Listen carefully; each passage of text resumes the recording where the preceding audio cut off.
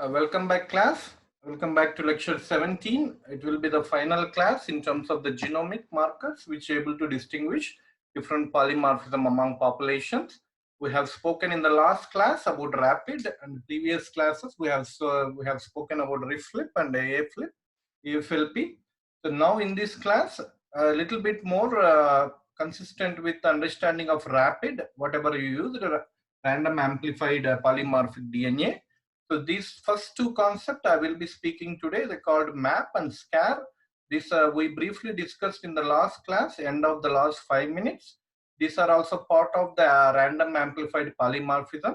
So I will expand it 5 to 10 minutes. We will talk on these two concepts, MAAP and SSR, in today's class.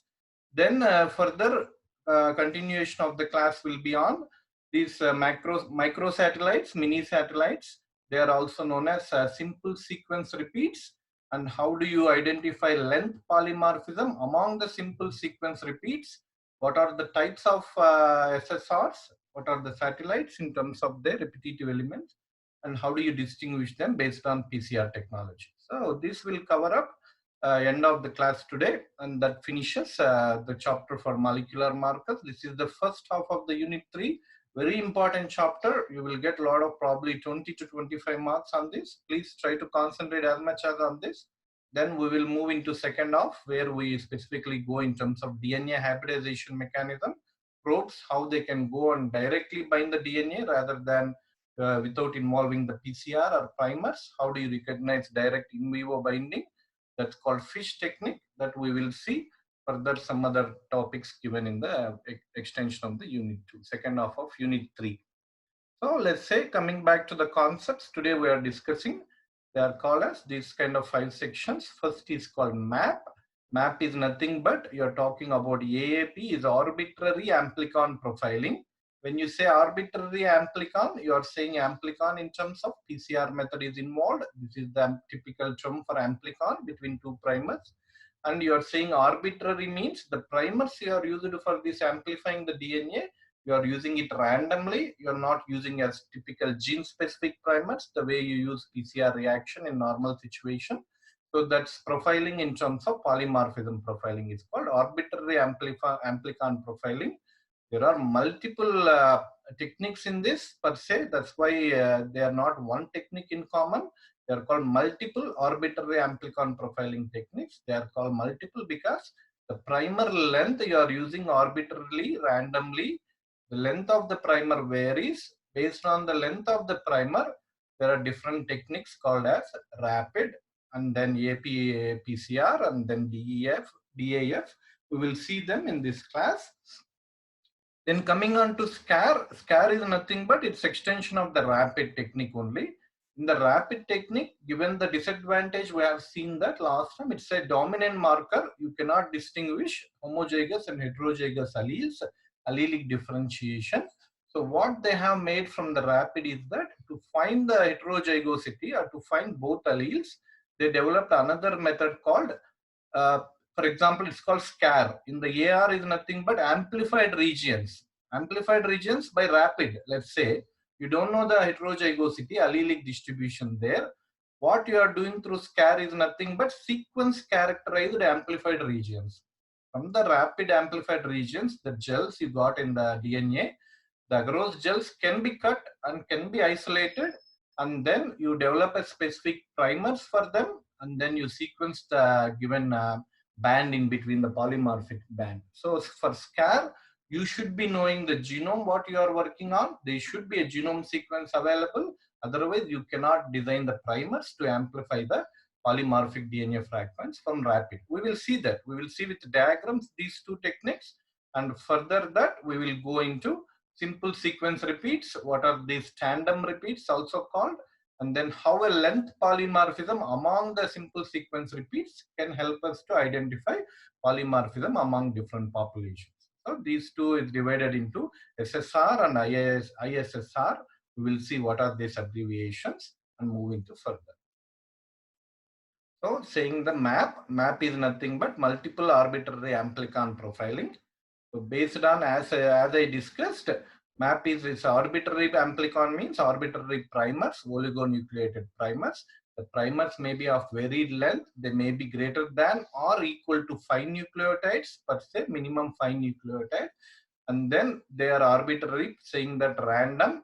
They will amplify DNA using PCR technique. By after completion of the PCR experiment, you will generate characteristic fingerprints, DNA profiling of anonymous genomes or DNA templates. So there are many terms you are seeing here. The arbitrary amplicon profiling, random primers, PCR is involved.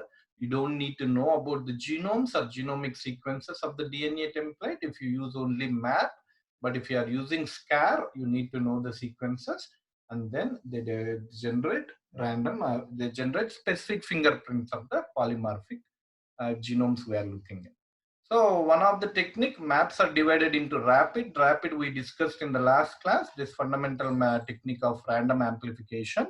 That one technique we discussed where we used decamer primers. The primers are typically 10 nucleotide length. The length of the primer is 10 nucleotide. That's why we call them as decamers in rapid.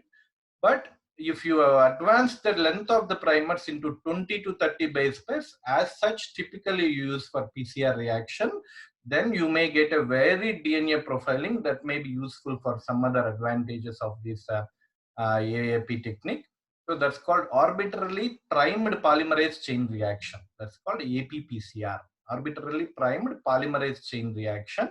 You are saying PCR based on typical length of the primers you use. And again, the primers are arbitrarily chosen, random. You don't need to know the sequence. This one technique, and another technique is called DNA amplification fingerprinting. That is called DAF. In the DAF, the typical primer length is 5 nucleotide minimum, or on average 7 to 8 nucleotides length can be chosen. Based on that, based on the primer length, based on the randomly the primer going attaching, you may get different profiles of the bands in the gel that will distinguish the DNA profiling. So that's what we discussed in the last class in terms of application or variants of rapid. These two techniques are nothing but variants of rapid, and all three together are called MAPs.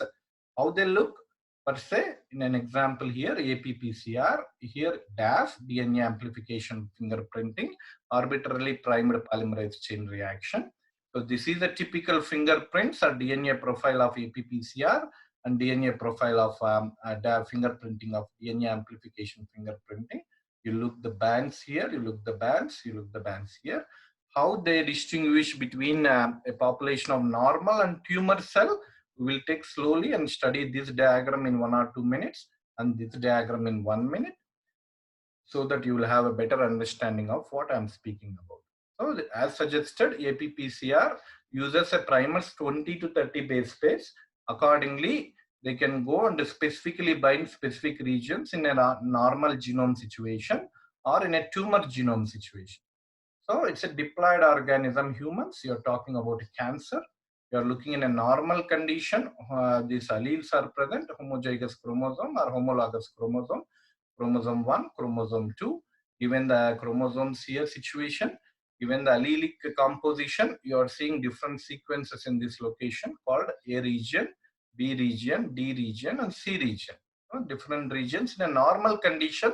This is the profile. And if you do primer profiling, the normal situation, the band of DNA profiling is, fingerprinting is like this.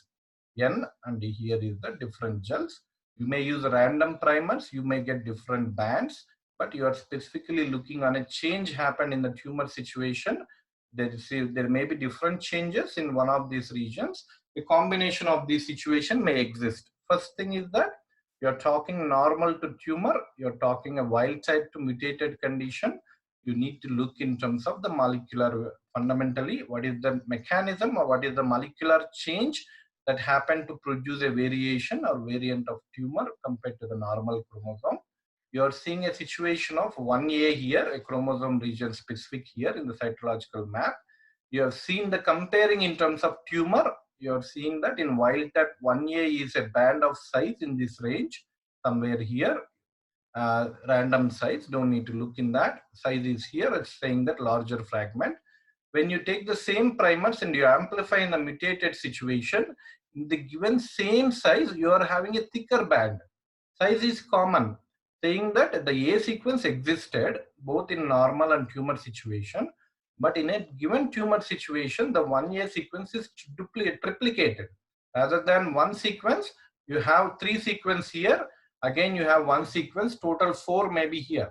So by saying that, the fragment size remains same, specific nucleotide length that is not changed, but it's repeated. It's repeated into 4 times. So the quantity of the DNA is increased in the given same primer set. So there will be a stronger ethidium bromide staining will come up here. So amplified means this is nothing but a mutation of type called insertion sequences. So extra DNA has been added, which is a same sequence.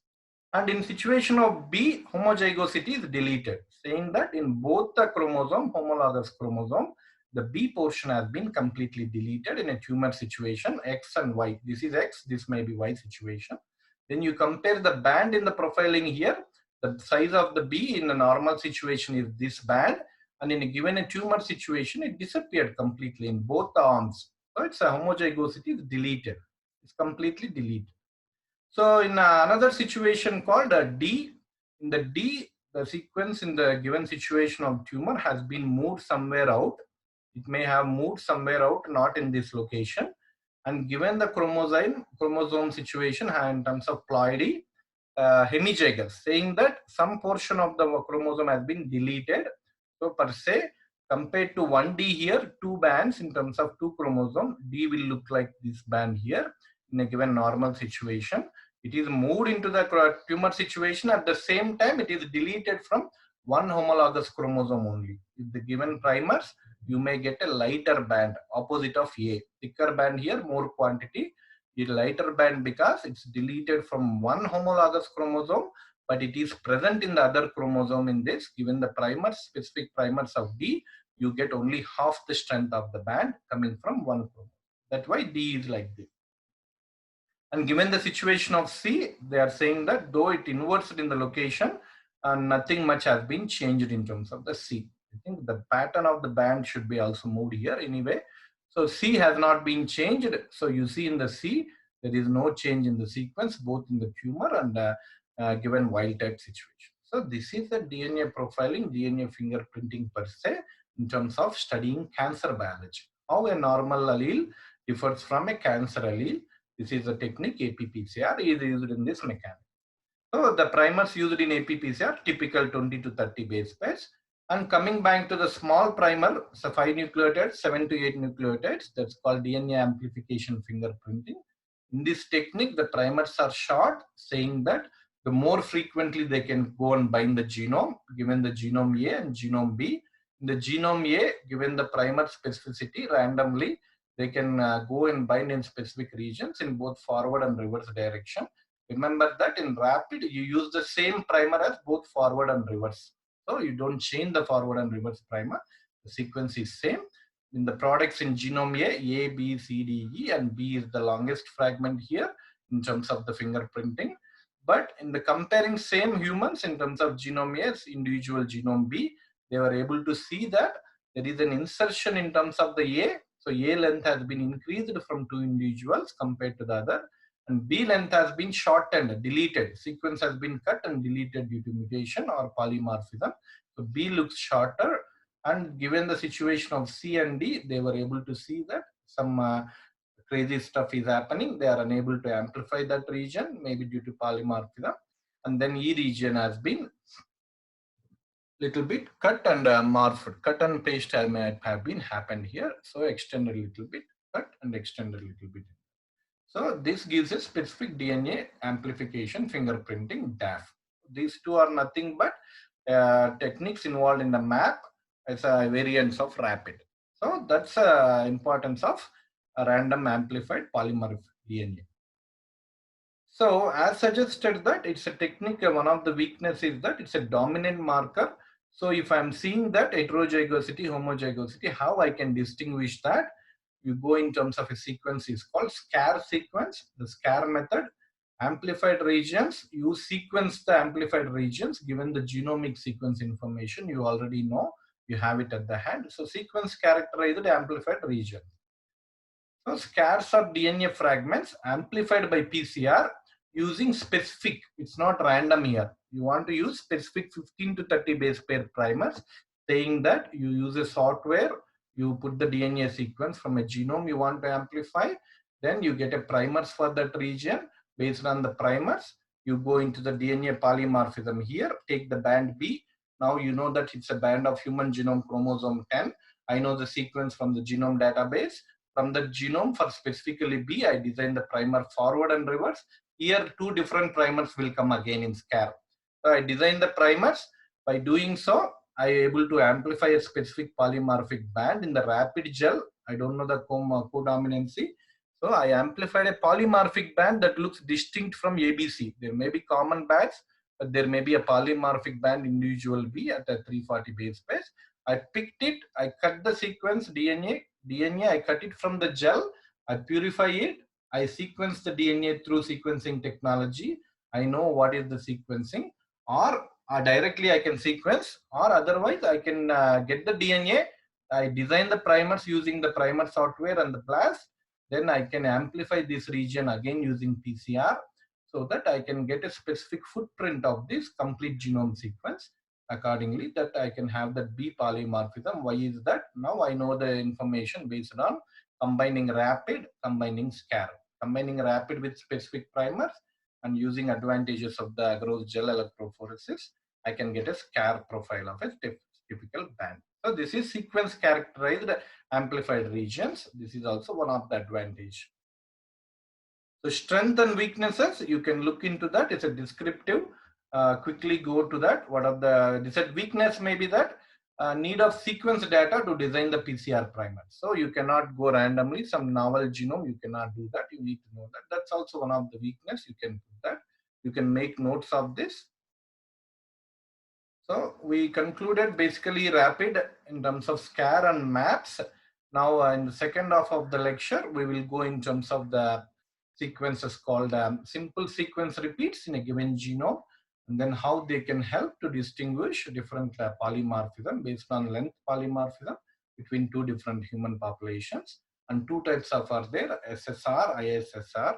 In the SSR, there are mini and microsatellites. We will take slowly, start with what are satellites first in a given genome, what are mini and microsatellites, then move on into further how we can use it to get the polymorphic, is rather polymorphic marker or marker genomic marker. Okay, a satellite, given that a chromosome is given from a human genome per se, chromosome 10, chromosome X or chromosome Y, each chromosome will have a cytogenetic map. We didn't see that. There will be a banding pattern. Cytogenetic pattern will be there for a given chromosome, and then the small patterns that are repetitive DNA, they are present on each chromosome, specific thick blue bands, yellow bands, they differ from size. Most of the repetitive in between that, they are kind of consistent in the size, the blue bands, but there is centromere region given the chromosome, short and long arm or equal arm, centromere, ends of the chromosome are called telomere. So we were able to see that given the genomic sequence information, given the cytogenetic map of a chromosome, there is a repetitive sequences, kind of highly repetitive sequence were observed. There may be short bands dispersed along the chromosome. There may be a bigger band that are present in the centromere region, contains satellite DNA. This is also satellite DNA. All together, no gaps. And telomere region, they also contain satellite DNA. They are not, satellite DNA is nothing but a group of repetitive DNA. Compared to that centromere, compared to telomere, centromere will have a lot of satellite DNA or repetitive DNA. That is the question I have given in the quiz, asking that repetitive sequence only present in the ends of the chromosome. No, they will be present in the center of the chromosome also. They will be present in the ends also. But given the cytological map, it changes the pattern. So the satellite is a highly repetitive DNA sequence with each repeated sequence ranging from 1,000 to several thousand base pairs. So what is the typical length of this nucleotide length? We will see that in further slides. The entire satellite can be up to 100 million base pairs long per se. In the centromere satellite, that may be a length of, in terms of genomic nucleotides, you are looking 100 million nucleotides. Given the 3.2 billion genomic, you are dispersed into 22 chromosome and 6 chromosome. It's not a surprising to see that the centromere will be large in terms of the given the nucleotide length, and it may constitute 100 million base pairs. So these are the satellites. And based on the size and repetitiveness, the satellites are divided into micro, mini, and macro. Nothing but you're talking in terms of quantitative measurements. Micro means very small. These repeats are 1 to 9 base pairs per se. And then mini is 10 to 100 base pairs, and macro is greater than 100 base pairs.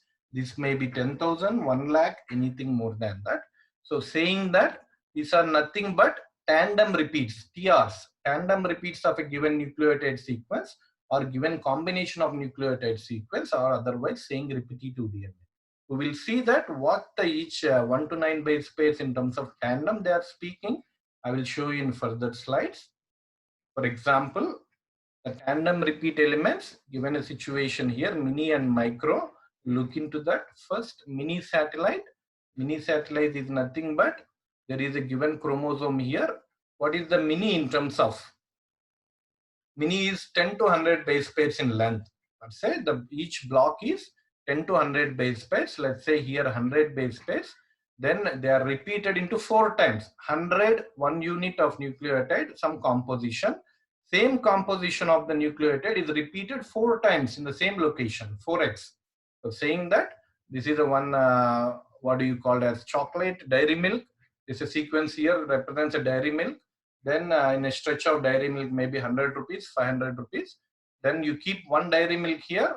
The sequence is nothing but you copy and paste the dairy milk 3 more times. So 4 dairy milks are here, taking that one dairy milk is a common unit. 4x times the sequence is repeated. So there is a, in terms of the number of the repeats, there is variability.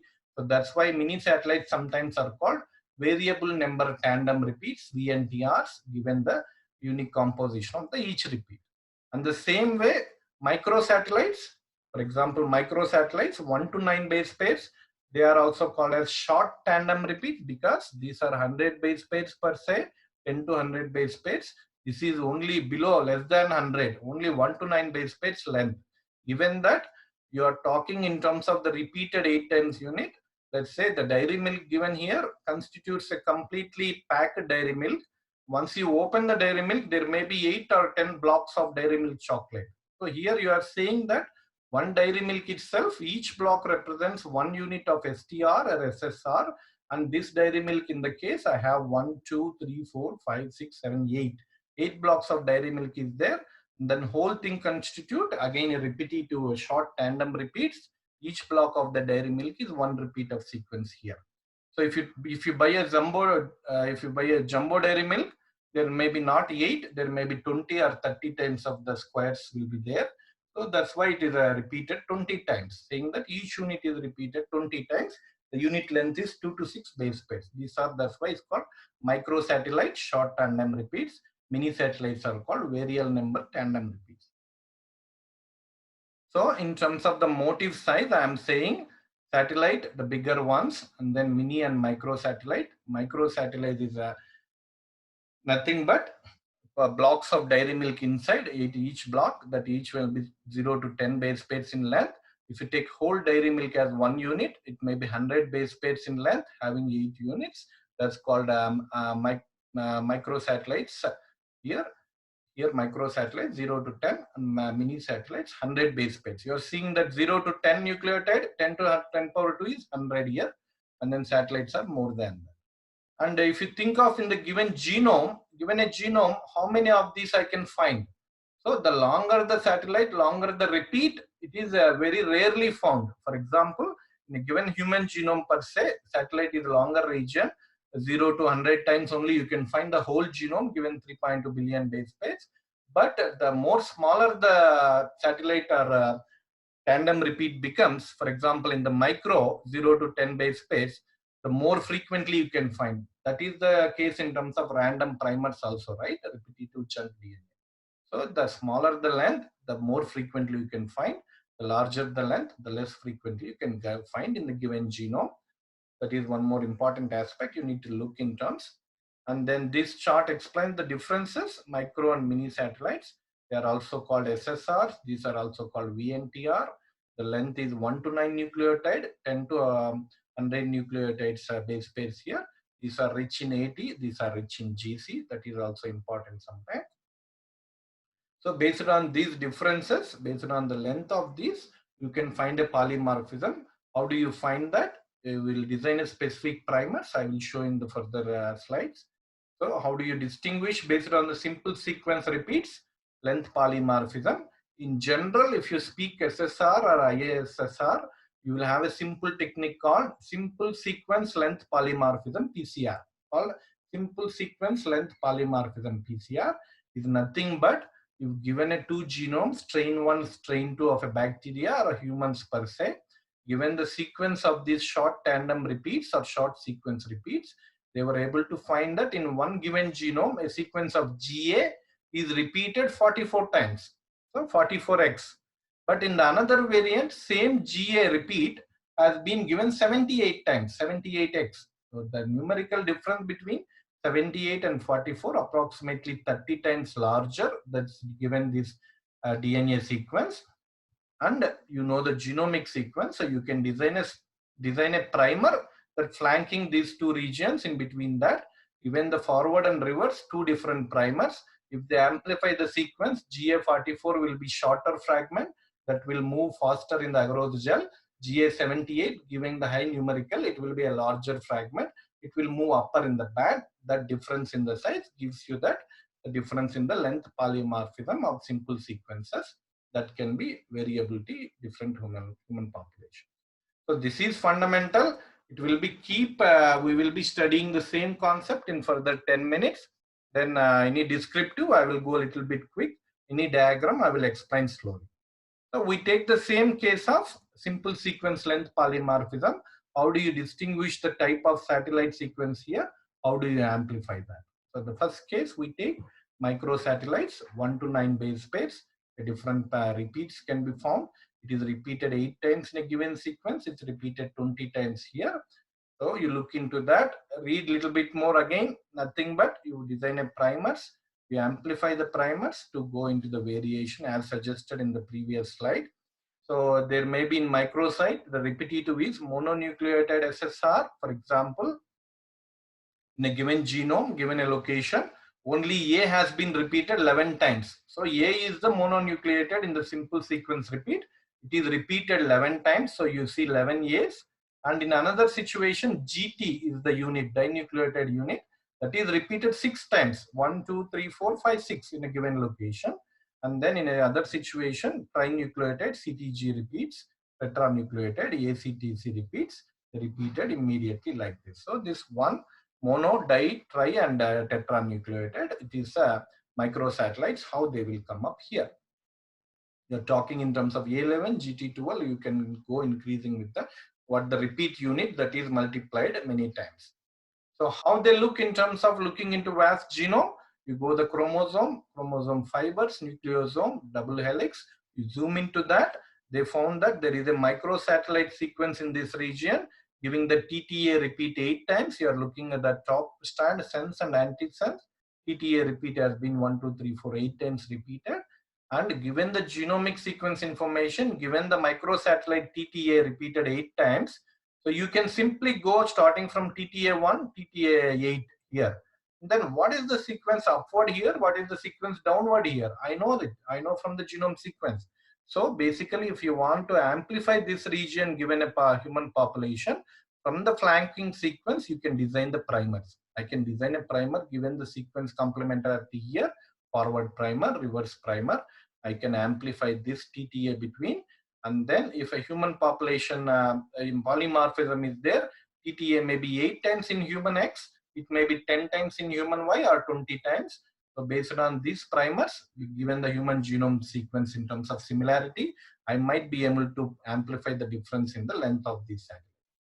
So you go into that, the repeats, what are the SSR marker? They are highly polymorphic. You go, they are codominant also, locus specific, given the repeats. You look into that. Again, read in terms of strength, codominance can be found. You need low quantity of DNA template is enough. It's a PCR based. You need a long primers. Primers can be reproducible. These are all weaknesses. You can read that. In terms of main drawback is that it costs a little bit more high. And also in terms of if you design a primer very wrong, per se, a mutation happened in a primer, then it basically goes and binds on the random sequences. So it may not give a product per se, or if you don't give a product, you may get a genotype scoring that is bad. So one of the fundamental way, what happens in that, why do we get this repetitive elements in the genome per se? So the reason is that during replication, there is a slippage mechanism. The polymerase comes and binds here in the given nucleotide sequence. It amplifies this replicative portion, for example, TTA, and then there is a slippage mechanism that the polymerase again goes back into starting point here, again goes to TTA replicate, again goes back to the starting nucleotide here, again repeats into TTA when it's replicating, rather than stop with the TTA and go to the next sequence here. There is a slippage mechanism where it's a kind of fundamentally wrong mechanism. By doing so, it goes from to the basic unit of sequence, it's starting here, TTA. It multiplies TTA 10 times or 8 times or 20 times given the slippage mechanism. That's why you get the repetitive sequences in the given genome. That is one more fundamentally important level. You go look into that, look into same notes, strengths, weaknesses, and applications. You go and look and make notes of it, that. So that will help you in terms of, and this in terms of microsatellites, you can identify high level of polymorphism. That's also one of important, and the other common mechanism, DNA fingerprinting, mapping, all common to that. These notes you have to make. I might be only descriptive. I can study and talk the English here, but you have to make the notes. So coming on to the next class is called the mini satellites. The mini satellites, sometimes called VNTRs. They are 100 base pairs per set, 10 to 100 base pairs. And given the mechanism here, they are repeated 4 times. You go into that. What are these? It's nothing but locus specific probes. The primers that differ in 4 to 20 kilobase size, the PCR products. You design a primers of typical length for it, 10 to 20 again. Read into the text here. And then you go into the diagram that explains very beautifully here. So you see that in a given population here, chromosome X, A, B, C, D populations, the same unit of VNTR, 1, 2, 3, 4, 5, 6 times here, another human being 4 times, another 3, another 5 times. Based on the length, based on the variability, if you design a primers, you may see a different pattern of the gels. Variable alleles will give variable length of it. Per se, you are saying that type of mini satellite because the repeat is 10 to 100 nucleotides and is repeated 5 to 50 times in a given sequence. Here 1, 2, 3, 4, 5. If you say that 6x, 7x, or it may be up to 50x in a given genome, and then you can easily distinguish from individual 1 to 2 based on the length. You can see here one more typical example. You are looking into VNTR8 region in among different human population or different bacterial strains. For example, here Mycobacterium, the strain name is 5092 and another strain ATC 524, and they have a common variant VNTR8, and you design a forward and reverse primer for this VNTR. You amplified the DNA using the same common PCR, common primers, but depending on the variability of the VNTR unit, 1, 2, 3, 4, 5, 6, 7, 6, 5, and 3, you can see a different length in terms of the amplicon, the PCR product. For example, this 580 is the largest fragment. It may be on the top of the side of the gel. The smallest fragment is going there. In terms of the PCR, same size of the product can be, because you are using typical 30 or 40 cycles. The amount looks same per se, and then the size varies accordingly. This is a typical example VNTR, this band to this band to this band to this, and smallest band is this. That's the way you can build a profiling using these microsatellites or VNTRs. Again, weakness, strengths, look into that, read into that, you will better understand that. So one more interesting concept, taking the advantage of satellites, they are identified one more technique called ISSR. That is nothing but, this diagram will explain you clearly. So the blue regions here you are seeing, they are microsatellites. 1, 2, these are common microsatellites, 1, 2 repeat units. And then this is the AT. For example, GC is repeated many times here. AT is repeated many times here. So this microsatellite is different from this, but these two are in terms of common. But given the scenario, there is a specific genomic DNA in between them.